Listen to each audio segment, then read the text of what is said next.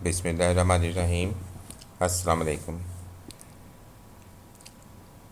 English 301 lecture number 33 virtual university job search and employment part 2 के साथ आपका host professor Mohammad Akbar Ali आज के लेक्चर के साथ हाजिर है। इससे पहले हम लेक्चर में पढ़ चुके हैं कि जॉब सर्च एंड एम्प्लॉयमेंट के हवाले से सीवी कैसे बनाया जाता है और किन किन चीज़ों की ज़रूरत होती है। एक पॉइंट हम पहले डिस्कस कर चुके हैं। अब हम आगाज़ करते हैं दूसरे पॉइंट का, जिसका उन्वान है हायरिंग प्रैक्टिसेस, कि एक एम्प्लॉयर जो है एक एप्लीकेंट से क्या क्या चीज़ें डिमांड करता है, सीख करता है, यानी उसमें क्या तलाश करता है। सबसे पहला पॉइंट है कि एबल, काबिल हो, and willing to adapt to the diverse situation, कि और अपने आप को मुख्तलिफ़ किस्म की तब्दील होती हुई सूरत हाल से अपने आप को उनके मुताबिक बना सकता हो। और अनफ्रेड टू चेंज, तब्दीली से खौफज़दा ना हो। Ready to learn on the job, जब जॉब में आ जाए तो वो नई चीज़ों को, नई बातों को, नई सूरत हाल को सीखने के लिए तैयार हो। और सेंसिटिव टू कल्चरल डिफरेंसेस, के जो समाजी किस्म के, तबकाती किस्म के इख्तलाफात होते हैं उनके हवाले से सेंसिटिव हो, यानी उनको खातिर में ना लाए और अपने काम को ज़्यादा से ज़्यादा तवज्जो के साथ करे।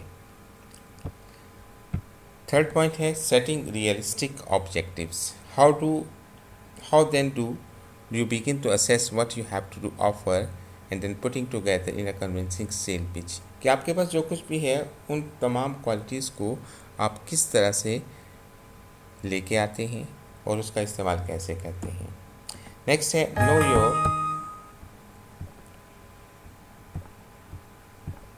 No your major strength and weaknesses. आपको पता होनी चाहिए कि आपके अंदर क्या खूबियाँ हैं और क्या खामियाँ हैं, और खूबियों को आप किस तरह से इस्तेमाल कर सकते हैं और अपनी खामियों को आप खूबियों में किस तरह से चेंज कर सकते हैं। दिस में be questions about your own strength and weaknesses, कि जिसको आपने देखना होता है। नेक्स्ट है, इसको हम देखते हैं, let's look at some issues you will always want to consider during his phase of self assessment, कि आप इस सेल्फ असेसमेंट के प्रोसेस में किन चीज़ों से गुजरते हैं या किन चीज़ों को अपने मलहूज़े खातिर रखते हैं, उनको हम देखते हैं। मिसाल के तौर पर आपने स्कूल में क्या वर्क किया है, आपके स्कूल में क्या प्रोग्रेस है, क्या आप नंबर्स में अच्छे हैं, आपकी ग्रेडिंग अच्छी है, can you get along with people, क्या आप लोगों के साथ चल सकते हैं। Are there any gaps in your work history, अगर आपने कहीं पे काम किया है तो उसमें कोई खला तो नहीं है। आर यू इन एक्सपीरियंस, क्या आप गैर नातजर्बाकार तो नहीं हैं। आर यू ओवर क्वालिफाइड, क्या आपकी क्वालिफिकेशन जिस जॉब के लिए अप्लाई कर रहे हैं उससे ज़्यादा तो नहीं है। मिसाल के तौर पर किसी जॉब की डिमांड BCS है, और अगर आपने MPhil किया है या आपने PhD किया है तो इसका मतलब ये है कि आप ओवर क्वालिफाइड हैं। Do you have long term employment with one company और job termination in your career, क्या आपने किसी एक कंपनी के साथ बहुत देर तक काम किया है या फिर किसी कंपनी की तरफ से आपको टर्मिनेशन यानी निकाला तो नहीं गया। ये चीज़ें आपने सेल्फ असेसमेंट प्रोसेस में अपने जहन में रखना होती हैं। अगला पॉइंट है एस्टेब्लिश सम गोल्स, कि आपने अपनी जॉब में किसी मकसद को एस्टेब्लिश करना होता है। मिसाल के तौर पर कुछ लोग जाते हैं अपनी जॉब में लिए कि वो कहते हैं जी आज तो मैं, मिसाल के तौर पर एक बैंक में काम करते हैं, कहते हैं कि आज मैं इस सीट पे हूँ, कल इंशाल्लाह मैं मैनेजर की सीट पे होऊंगा। तो इसका मतलब हुआ कि उसने अपने लिए एक गोल सेट कर लिया है कि उसने इस सीट को उसने गेन करना होता है।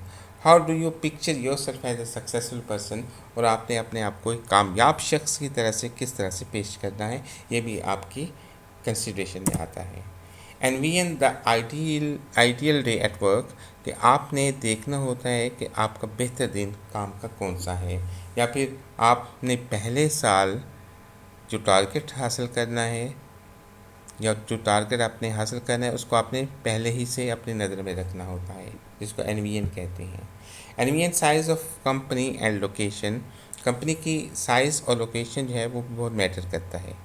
مثال کے طور پر آپ نے دیکھا ہوگا کچھ آپ کے دوست ہیں آج ایک کمپنی میں ہوتے ہیں تو کل وہ دوسری کمپنی میں چلے جاتے ہیں، اور دوسری کمپنی میں کیوں جاتے ہیں کہ اس کمپنی کا جو ہے سائز اور اس کی لوکیشن جو ہے وہ پہلے سے بہتر ہوتی ہے، تو اپنے آپ کو بہتر سچویشن میں لے آنے کے لیے وہ کمپنی کے سائز کو ذہن میں رکھتے ہوئے اس کو چینج بھی کر سکتے ہیں۔ تو آپ نے اپلائی کرنا ہے کسی میں، تو آپ نے اس کمپنی کو،